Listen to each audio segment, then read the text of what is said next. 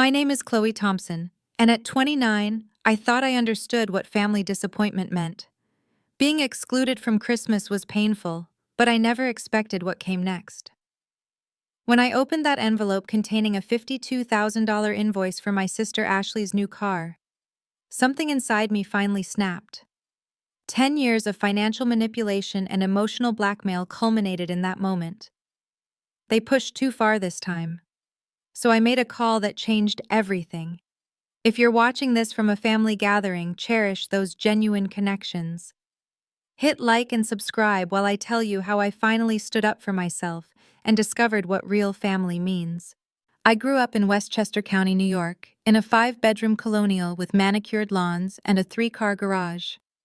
From the outside, the Thompson family appeared perfect. My father, Robert, was a successful investment banker, and my mother, Susan, maintained her status as a fixture in local charity circles. On paper, we had everything.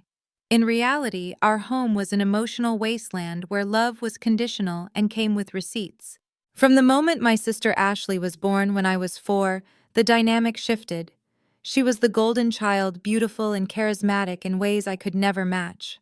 While I was studious and responsible, Ashley was vibrant and spontaneous.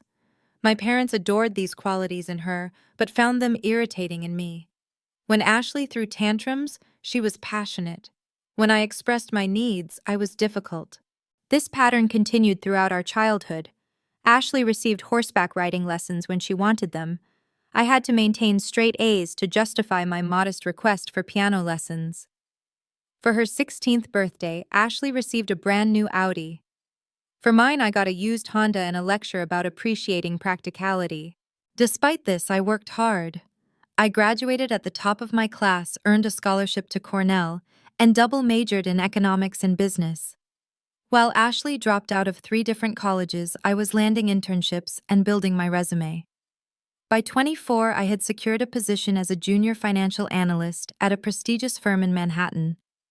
By 27, I had my own apartment, a healthy 401k, and was completely self-sufficient. My independence came at a price. Every family gathering became an opportunity for subtle jabs about how I was too career-focused or materialistic. The irony wasn't lost on me. My parents, who measured success in luxury cars and country club memberships, criticized my ambition while simultaneously exploiting it. The exploitation began small. Could you help Ashley with her rent this month? Could you loan Dad money for a business venture until his next commission? Could you contribute to Mom's charity gala since you're doing so well? Each request came wrapped in the promise of family unity and belonging. Each time I complied, the requests grew larger. 3 years ago, I paid off Ashley's credit card debt of $12,000 after she tearfully promised to be more responsible. 6 months later, she maxed it out again on a luxury vacation to Bali. When I expressed my frustration, my mother pulled me aside and explained that Ashley just experiences life differently and reminded me how blessed I was to have financial stability. Last year, I covered my parents' property tax bill when they claimed to be a little short despite purchasing a vacation home in the Hamptons that same month. When I questioned this, my father reminded me that they had sacrificed everything for my education, conveniently forgetting my scholarships and student loans, which I had only recently finished paying off. Despite these incidents, I still craved their approval. This past October, I made another attempt at repairing our relationship. I suggested a family weekend in Manhattan my treat. I reserved a suite at a boutique hotel, secured tickets to a Broadway show Ashley had mentioned wanting to see, and made reservations at an exclusive restaurant. The weekend was pleasant enough, though my mother spent most of it critiquing my apartment's size and location, while Ashley monopolized conversations with dramatic stories about her latest boyfriend drama. After that weekend, tensions with Ashley escalated further. She began calling me at work with financial emergencies and sending passive-aggressive texts when I couldn't immediately respond. Meanwhile, my parents increased their not-so-subtle comparisons, always framing Ashley's financial irresponsibility as living life to the fullest, while my stability was somehow a character flaw. As November rolled into December, I found myself both dreading and longing for the holiday season. Despite everything, I had already purchased thoughtful gifts for everyone and was mentally preparing myself for the familiar dance of seeking approval while setting boundaries. I had no idea that this Christmas would be different in the most painful way possible. The realization came on December 15th, an ordinary Wednesday that turned into anything but. During my lunch break, I was scrolling through Instagram when I saw my cousin Megan's post featuring my entire family gathered around a Christmas tree at my parents' home. Early Thompson family Christmas. So blessed to have everyone together. Read the caption. Everyone except me. I stared at my phone trying to process what I was seeing. There was my father carving a turkey, my mother arranging presents, Ashley laughing with our aunts and uncles, cousins, grandparents, even distant relatives I barely recognized. Everyone was there. The celebration had apparently happened the previous weekend, and I hadn't received so much as a text. With shaking hands, I called my mother. She answered on the fourth ring, her voice artificially bright. "Oh, Chloe, how are you, sweetheart?" "Mom, why wasn't I invited to the family Christmas last weekend?"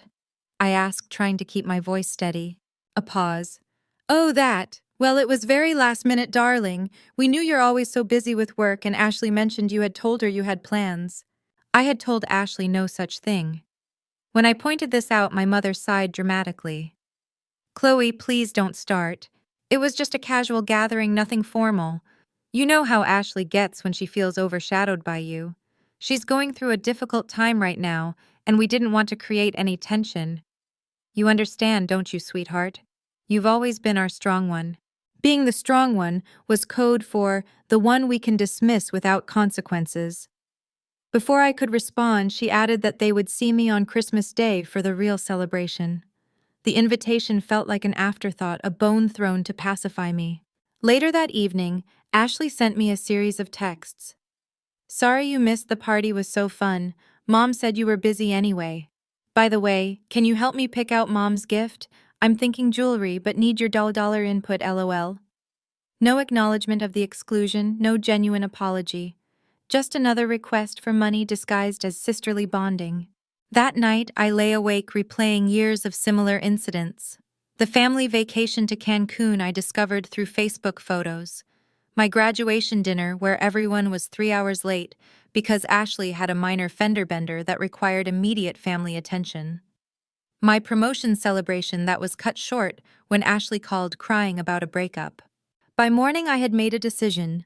I texted my mother that I wouldn't be joining them for Christmas Day after all.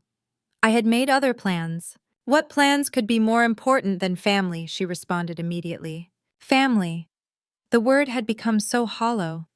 I didn't answer. Instead, I called my friend Sarah, who had been inviting me to join her family's holiday celebrations for years. Unlike my biological family, Sarah's parents had always treated me with genuine warmth. When I visited, they asked questions about my work and actually listened to the answers.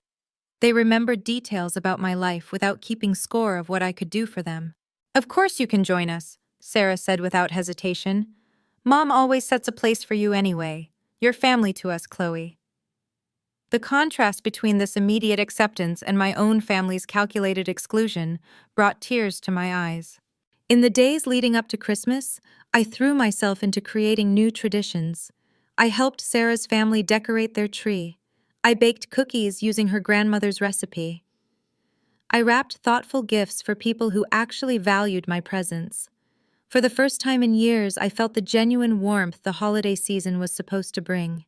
Meanwhile, my phone buzzed with increasingly manipulative messages from my family. My father called to say I was breaking your mother's heart.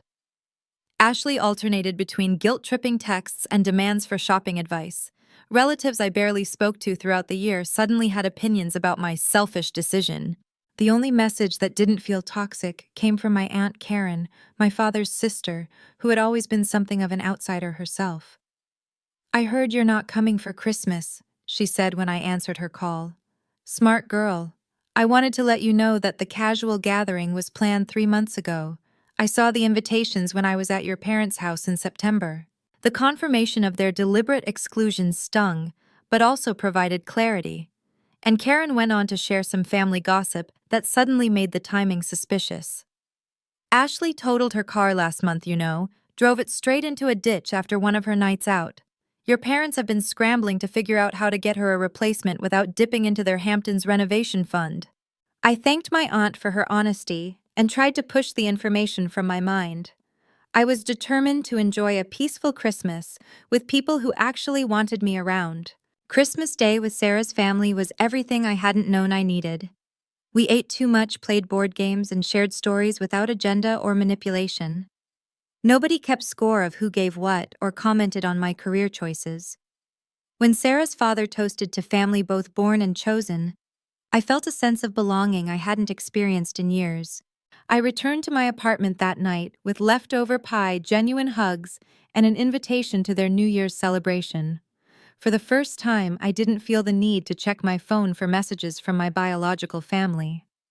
I was beginning to understand that family should add to your life, not drain it. Little did I know that my journey to this realization was about to accelerate dramatically.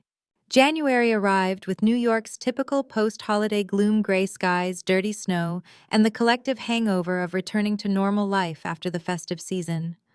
I threw myself back into work, finding comfort in spreadsheets and projections that behaved according to logical rules, unlike family dynamics. 3 weeks after Christmas, I was beginning to feel like myself again. The hurt of the exclusion had faded to a dull ache, and I was focusing on my New Year's resolutions, setting better boundaries, prioritizing genuine relationships, and finally taking that financial certification course I'd been postponing. Then, the envelope arrived. It was Thursday evening when I collected my mail. Among the usual bills and flyers was a thick manila envelope with my parents' return address. No note, just my name and address in my mother's elegant handwriting. Curious, I opened it while riding the elevator to my apartment. Inside was a stack of papers. The first page was an invoice for $52,000 from Luxury Motors of Westchester. The purchaser, Ashley Thompson. The co-signer, Chloe Thompson. I almost dropped the papers in shock. Below the invoice was loan documentation for a brand new Mercedes GLE Coupe with monthly payments of $138 for 60 months. My signature appeared on the co-signer line, a signature I had never provided. My hands trembling, I fumbled with my keys and barely made it inside my apartment before collapsing onto my couch. I flipped through the remaining papers, insurance documents, extended warranty information, and a handwritten note from Ashley. Thanks for helping with the new car. The old one was totaled and I needed reliable transportation. Mom and Dad said you'd understand since you're doing so well. Payment details attached, first one due February 1st. Love you, sis, XOXO. The casual entitlement of the note made my stomach turn. I immediately called my parents, my heart pounding in my chest. My father answered on the second ring. Chloe, did you get the paperwork we sent? Dad, what is this? I never agreed to co-sign for Ashley's car. That's not my signature. Now, Chloe, he said in the patronizing tone he'd perfected over the years. Don't be dramatic. We knew you'd want to help your sister. She's been through a trauma with the accident. The accident that was her fault because she was driving drunk, I countered, recalling Aunt Karen's revelation. That's beside the point. She needs a car for her new job. What new job? As far as I knew, Ashley hadn't held steady employment in years. She has an interview next week, he admitted. But she needs to make a good impression. The Mercedes will help with that. The absurdity of the statement would have been comical if it weren't so infuriating. Dad, someone forged my signature. That's fraud. I never agreed to this. Your mother signed for you, he said dismissively. We knew you'd be difficult about it, but family helps family. You make more than enough to cover the payments. I was speechless. The casual admission of fraud, the assumption that my income was theirs to allocate, the complete disregard for my autonomy, it was breathtaking in its audacity. This is illegal, I finally managed. I'm not paying for Ashley's car. Don't be selfish, Chloe. After everything we've done for you. I hung up. Within minutes, my phone exploded with texts from Ashley. Dad said you're being difficult about the car. I need this car, Chloe. You're so selfish. You don't even drive a Mercedes, so why do you care? If you don't help me, I'll be stranded. Each message increased my disbelief. I turned off my phone and poured myself a generous glass of wine, trying to process what had just happened. The next morning, I called in sick to work for the first time in 3 years. I needed to understand exactly what I was dealing with. A quick online search confirmed my suspicions. If my name was fraudulently added as a cosigner, I could potentially be held liable for the loan unless I reported the fraud. With growing unease, I logged into my bank accounts to make sure no unauthorized transactions had occurred. What I found sent a chill down my spine. Someone had attempted to access my main savings account the previous day, the account where I kept my emergency fund and down payment savings for a future home.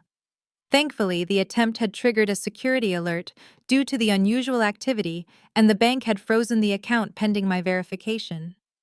When I called the bank, they confirmed that the attempt had come from a recognized device, my old laptop, which I had given to my parents last year when I upgraded.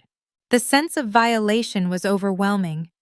While I had been processing the car loan fraud, they had actually attempted to directly access my savings. This wasn't just entitlement, it was calculated theft. That afternoon, I received an email from my mother. "Chloe, your father is very disappointed in your reaction. Ashley is heartbroken that you would abandon her in her time of need. As your mother, I must say, I raised you better than this. Family stands together. The car has already been purchased and Ashley loves it. Don't ruin this for her. She's planning to post about it on Instagram this weekend and wants to thank you publicly for your generosity. Don't embarrass her by creating drama." The email perfectly encapsulated the family dynamic. My feelings were irrelevant. Ashley's wants were paramount, and my only value was what I could provide. The mention of social media was particularly telling. Appearances mattered more than ethics or legality. By the end of the day, my shock had transformed into something else: determination. For the first time, I saw my family's behavior with perfect clarity. This wasn't love. This wasn't even family. This was exploitation, and it had gone on long enough. I made an appointment with a lawyer for the following day. Then I called Aunt Karen. "I'm not surprised," she sighed after I explained the situation. "They did something similar to your cousin Michael a few years ago with one of their timeshare purchases. He ended up paying rather than fighting it. They're counting on you doing the same." "Not this time," I said, surprising myself with the firmness in my voice. "Not anymore." The lawyer's office was in a converted brownstone in Midtown warm wood interiors, contrasting with the January chill outside. Olivia Chen, the attorney Sarah had recommended, reviewed the documents with a practiced eye, her expression growing increasingly concerned. "This is textbook fraud," she said, finally removing her reading glasses. "Your mother forged your signature on a legally binding financial document. The fact that she's your mother doesn't make it any less criminal." "What are my options?" I asked, clutching my coffee cup for warmth. "You have several, none of them pleasant," she replied candidly. "You can report the fraud to the police, which would likely result in criminal charges against your mother. You can report it to the bank and dealership as fraud without pressing charges, though they might pursue their own action. Or you can pay for a car you never agreed to buy." Put so bluntly, the choice seemed obvious. Yet decades of conditioning made me hesitate. If I report the fraud, what happens to the car? Most likely repossessed unless your sister or parents can qualify for the loan without you. Given what you've told me about their financial habits, that seems unlikely. I nodded, processing this information. "And my relationship with my family?" Olivia gave me a sympathetic look. "I can't advise you on that aspect. But ask yourself, what kind of relationship do you currently have with people who would commit fraud against you?" It was a fair question, and one that haunted me as I left her office with a clear legal strategy, but an emotional maelstrom. When I turned my phone back on, I had 17 missed calls and 36 text messages. My father had escalated to threats. "If you pursue this fraud nonsense, you can consider yourself cut off from this family permanently. Your mother is beside herself with your ingratitude." Ashley had alternated between rage and manipulation. "I already showed everyone my new car. How could you do this to me? I told you about the job interview. I need to make a good impression. Remember when I covered for you when you crashed Dad's boat? You owe me." I had never crashed our father's boat. The fabricated leverage was almost impressive in its desperation. Even extended family members had been enlisted. Cousins I spoke to maybe once a year were suddenly messaging me about family loyalty and helping those in need. Uncle Bill, my father's brother and business partner, called to remind me that family disputes should stay private, and suggested I was being overly legalistic about a simple misunderstanding. The coordinated pressure campaign only strengthened my resolve. I forwarded everything to Olivia and followed her advice to document all communications while limiting my responses. That evening, my boss Catherine called. I had returned to work but had been distracted, my usual precision noticeably absent. "Chloe, is everything all right? The Wellington presentation seemed off today, and that's not like you." I hesitated, then decided on honesty. "I'm dealing with a family situation. My parents forged my signature on a car loan for my sister. I'm working with a lawyer to address it." The silence on the other end lasted several seconds. "I see," Catherine finally said. "That's significant. Do you need some time off?" "No," I said quickly. "Work is actually helping me stay grounded. But I might need a flexible schedule for some legal appointments." "Of course. And Chloe, don't let anyone take advantage of you, family or otherwise. I learned that lesson the hard way." The unexpected support from my boss contrasted sharply with my family's behavior. It reinforced what I was slowly coming to understand: respect wasn't determined by blood relation. 2 days later, I discovered that someone had attempted to access my investment accounts. The attempt failed due to two-factor authentication, but the pattern was clear. I immediately changed all my passwords and security questions, removing any information my family might know. Then my mother called. "Chloe Elizabeth Thompson." She began using my full name as she always did when laying on guilt. "We need to discuss this car situation like adults. Your father and I are hosting dinner tomorrow night. Ashley will be there.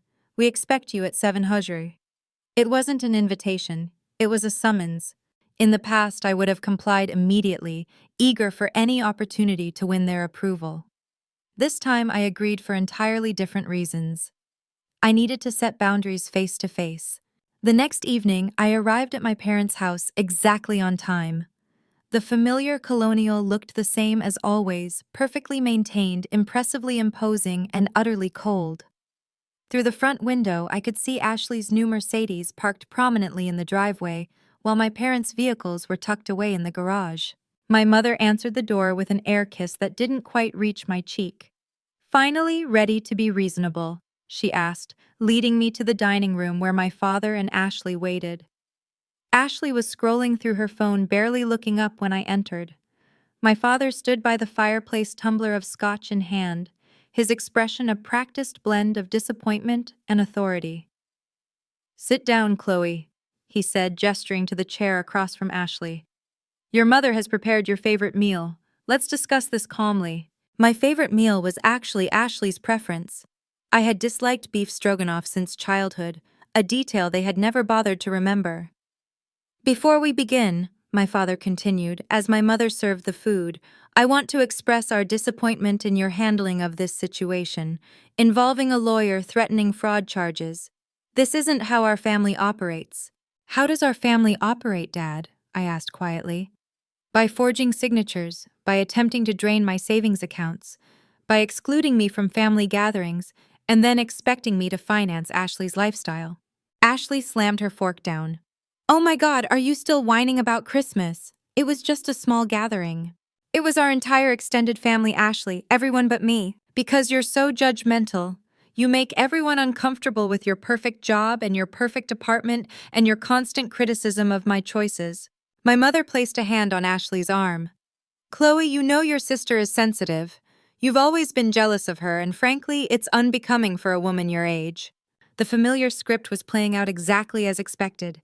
Ashley the victim, Chloe the villain. Reality completely irrelevant. "I'm not paying for the car," I said firmly. "What you did was illegal. I've frozen all my accounts that you might have access to, and I've documented the fraud attempts." My father's face darkened. "After everything we've done for you." "What exactly have you done for me?" I interrupted, surprising even myself. "I worked for my scholarships. I paid off my student loans. I built my career through hard work and discipline. Meanwhile, you've supported Ashley through multiple failed degrees, bailed her out of credit card debt, and now committed fraud to buy her a luxury car she can't afford." "We raised you," my mother snapped. "We gave you a home and education and opportunities. That's literally the minimum legal requirement of parenthood," I countered. "And you've been making me pay for it ever since." as if I should be eternally grateful for basic parental responsibilities. Ashley, always quick to escalate, stood up so abruptly her chair tipped over. You think you're so much better than everyone? Newsflash, Chloe. Nobody likes you. Even your boyfriend left because you're a cold, calculating. My ex-boyfriend had actually left because he'd been cheating with Ashley, a fact they didn't know I was aware of. The casual cruelty was illuminating. These people weren't just taking advantage of me financially. They actively disliked me while simultaneously expecting me to fund their lifestyle. If you don't pay for this car, my father said, his voice dangerously quiet, you are no longer part of this family. No more holidays, no inheritance, no connection to the Thompson name. The threat that would have once devastated me now felt almost liberating. You're asking me to choose between $52,000 for a car I never agreed to buy and a family that commits fraud against me, attempts to steal from me, and treats me with consistent disrespect. I stood up, napkin placed neatly beside my untouched meal. That's not actually a difficult choice. As I walked toward the door, my mother called after me, Ashley needs that car. What is she supposed to do? I turned back one last time. The same thing I did when I needed transportation. Buy a car she can actually afford. The drive home was a blur, adrenaline coursing through my veins. I had finally said things I'd been holding back for years. The relief was palpable, but so was the grief. I had just lost my family, or perhaps acknowledged the loss that had happened long ago. The aftermath of the family dinner brought unexpected clarity. Rather than the crushing guilt I had anticipated, I felt lighter, as if I'd put down a burden I'd been carrying for decades. Still, moments of doubt crept in. Was I overreacting? Was family loyalty more important than self-respect? Had I irreparably damaged relationships that should be preserved at any cost? These questions followed me through sleepless nights and distracted workdays. I began seeing a therapist, Dr. Laura Chen, who specialized in family trauma. During our second session, she asked a question that stopped me cold. Chloe, if a friend told you this story about their family, what would you advise them to do? The answer came immediately. I'd tell them to run and never look back. Why is it different when it's your own experience? I had no good answer. Meanwhile, my family escalated their campaign. Ashley posted photos of herself with the Mercedes on every social media platform, tagging me with captions like "Best sister ever, blessed family support," and "When your sister knows you deserve luxury, #sibling love." The deliberate public narrative made it clear if I reported the fraud, I would be cast as the villain who took away Ashley's prized possession out of spite. My parents' approach was more direct. They began contacting my friends and colleagues, sharing edited versions of the situation that painted me as mentally unstable and ungrateful. Several coworkers mentioned receiving concerned calls from my mother about my fragile state and financial confusion. My father even called Catherine, my boss, expressing worry about my ability to handle client funds given my emotional problems regarding family financial obligations. Fortunately, Catherine saw through the manipulation. Your father called me today, she told me during our weekly check-in. I've never heard such obvious damage control in my life, and I work with crisis PR firms regularly. The invasion of my professional life crossed yet another boundary. That evening, I met with my financial advisor, Mark, to ensure my assets were completely secured. Based on what you've told me, I recommend a complete financial firewall, he advised.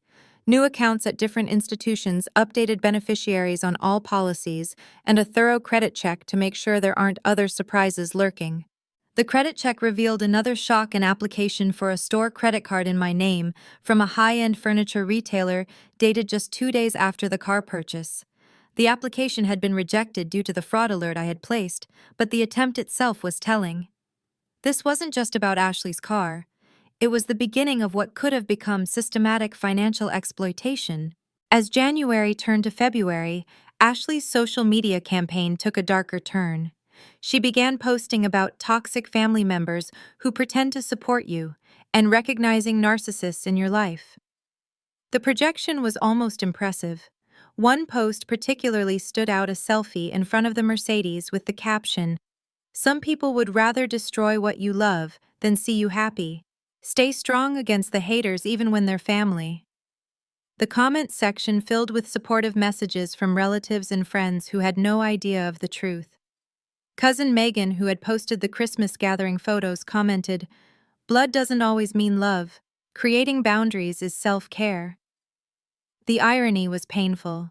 That night, I received the text that finally pushed me over the edge. Ashley, apparently drunk, judging by the typos and timestamps sent, "You think you are so much better than everyone, but you are just a lonely bitch with no one who loves you. Mom and Dad only put up with you for your money. We all laugh at you behind your back. Enjoy your empty apartment while I enjoy my car." I stared at the message for a long time, a strange calm settling over me. The raw honesty of her drunk text confirmed what I had suspected: my family didn't love me. They tolerated me for what I could provide.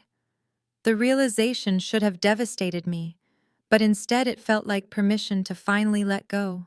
The next morning, with complete clarity and zero hesitation, I called Olivia Chen. "I'm ready to proceed with reporting the fraud," I told her.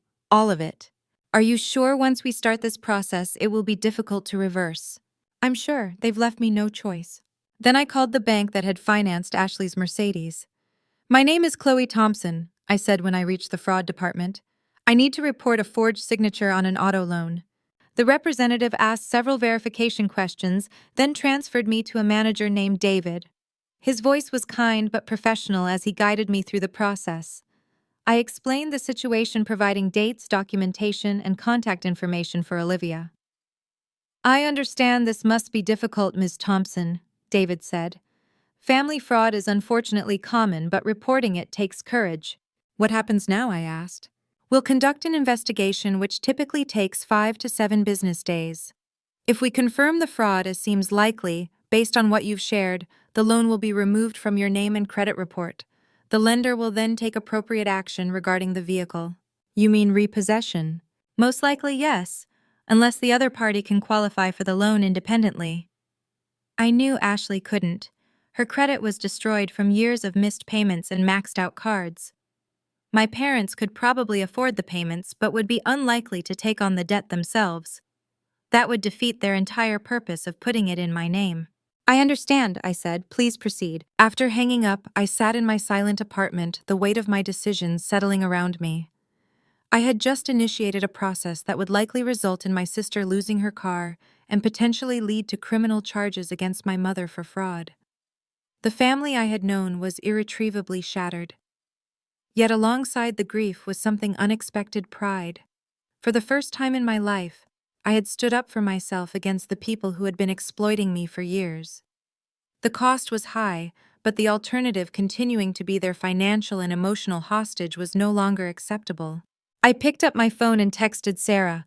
"I did it. I reported the fraud." Her response came immediately. "I'm so proud of you. Want to come over for dinner? Dad's making his famous lasagna." I smiled through tears. Family, real family, was still possible, just not with the people who shared my DNA. The bank moved faster than expected. Just 3 days after my report, I received a call from David in the fraud department.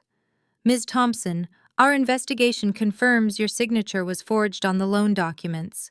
We've removed the loan from your credit report and financial responsibility. We're proceeding with repossession of the vehicle." "How soon will that happen?" I asked, my stomach tightening despite my certainty that I was doing the right thing. "The repossession agent has been assigned. It could be today, tomorrow. They don't provide specific timing for obvious reasons." I thanked him and hung up, bracing myself for the fallout. It came even sooner than I anticipated. Less than 2 hours later, my phone exploded with notifications.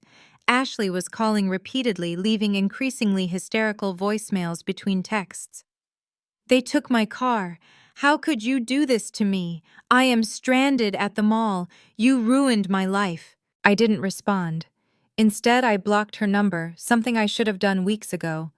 My parents were next. My father's voice, usually so controlled, shook with rage in his message. "What you've done is unforgivable. Your mother is in tears. Ashley is devastated. I never thought my own daughter could be so vindictive and cruel. Don't bother calling back. You're no longer welcome in this house." I blocked their numbers too. Then methodically I went through my contacts, blocking every family member who might serve as their proxy. It felt like cutting off limbs, but also like excising a cancer. Social media became a battlefield. Ashley posted a tearful video about her car being stolen due to family betrayal, carefully crafting a narrative that portrayed her as the victim without mentioning the fraud. Relatives and family friends commented with outrage and support, condemning the unnamed villain who had hurt sweet Ashley. I deactivated all my social accounts. The court of public opinion didn't matter. The truth did. The next day, the other shoe dropped. My mother had been contacted by the bank's fraud department. Faced with evidence of the forgery and potential criminal charges, she was scrambling. Her lawyer called Olivia, floating vague offers of family reconciliation and financial restitution if I would withdraw my fraud claim. "They're running scared," Olivia told me. "The bank has clear evidence of forgery, which is a felony. They're hoping you'll back down to protect your mother from criminal charges." "What do you advise?" I asked. "That depends on what you want. If your goal is justice, we continue. If your goal is separation with minimal further conflict, we could negotiate a settlement that includes a formal admission of wrongdoing, financial compensation for your legal fees, and legally binding agreements that they'll never attempt to access your finances again." I chose the latter. I didn't want my mother to go to jail, not out of love at this point, but because the family drama would never end if she became a martyr to Ashley's cause. I wanted clean closure, not an ongoing saga. The settlement negotiations took 2 weeks. My parents, faced with the reality of potential criminal charges, agreed to my terms with surprising speed. They would pay all my legal fees, sign notarized admissions of the fraud, and agree to legally binding non-contact orders. In exchange, I would not press criminal charges. Throughout this process, I received unexpected support from quarters I hadn't anticipated.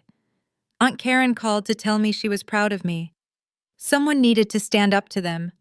They've been pulling these stunts for years, and everyone's been too afraid of being cut off to say anything. Even more surprisingly, my cousin Michael reached out. "I heard what happened with the car. Just wanted you to know I went through something similar with them 3 years ago. I wish I'd had your courage." The family I thought would stand united against me was revealing cracks I'd never noticed other victims of my parents' manipulation who had been suffering in silence. The day the settlement was finalized, I received a text from an unknown number. It was Ashley using a friend's phone to bypass my block. "You think you've won, but you've lost everything. Enjoy your money and your empty life. We're all better off without you." Her words were meant to wound, but they landed differently than she intended. Yes, I had lost my biological family, but what exactly had they contributed to my life beyond stress, manipulation, and exploitation? The emptiness I felt wasn't from their absence. It was from realizing they had never truly been present as loving family members in the first place. That evening, I met Sarah and her parents for dinner. They had become my support system throughout the ordeal, offering practical help and emotional stability without judgment. To Chloe, Sarah's father toasted, raising his glass, for having the courage to choose self-respect over appeasement. Not everyone does. As we shared a meal filled with genuine conversation and laughter, I realized I wasn't grieving the loss of family. I was grieving the illusion that I had ever had one, and celebrating the discovery that family could be found elsewhere. 6 months passed, bringing summer heat to New York and unexpected peace to my life. The legal battle with my family had concluded, the settlement enforced, and the non-contact orders maintained. My mother had avoided criminal charges. Ashley had eventually secured financing for a much more modest vehicle through my parents, and I had begun the process of healing from decades of emotional manipulation. The transition wasn't easy. There were nights I woke up panicking, convinced I had made a terrible mistake. Holidays and birthdays brought complicated emotions. Mother's Day was particularly difficult. I found myself standing in the card aisle at the drugstore, staring at messages celebrating loving mothers, feeling like an alien observing a custom from another planet. But there were surprising benefits to cutting toxic ties. My work performance improved dramatically once I wasn't constantly managing a family crisis. I received a substantial promotion and bonus, which I invested rather than diverting to family emergencies. My apartment, once criticized by my mother as depressingly small, became a peaceful sanctuary decorated exactly as I pleased. Most importantly, I discovered what genuine relationships felt like. Without the constant drain of my biological family, I had emotional energy to invest in friendships that had withered under the strain. I joined a book club, started taking weekend hiking trips with a group from work, and even began dating again, this time with healthier expectations and boundaries. Therapy with Dr. Chen continued weekly, then bi-weekly, as I developed stronger coping mechanisms. Family trauma doesn't disappear overnight, she reminded me. Healing isn't linear. There will be setbacks and difficult days. The goal isn't to never feel pain about your family, it's to process that pain in ways that don't derail your life. One unexpected aspect of recovery was learning to recognize and correct the distorted thinking patterns my family had instilled. I no longer felt guilty for setting boundaries. I stopped apologizing for my success. I recognized that generosity shouldn't require self-sacrifice, and that love shouldn't come with invoices. In July, I received an email from Aunt Karen. She and Uncle David were celebrating their 40th anniversary with a small gathering at their lake house and wanted me to attend. No drama, no manipulation, just good food and better company, she promised. And absolutely no other Thompsons invited. I accepted, curious but cautious. The weekend proved to be a revelation. Aunt Karen had always been the family rebel, maintaining distance from my parents' materialistic values while still participating in obligatory gatherings. Away from their influence, she was vibrant, funny, and surprisingly insightful. "Your mother was always like this," she told me as we sat on the dock watching the sunset.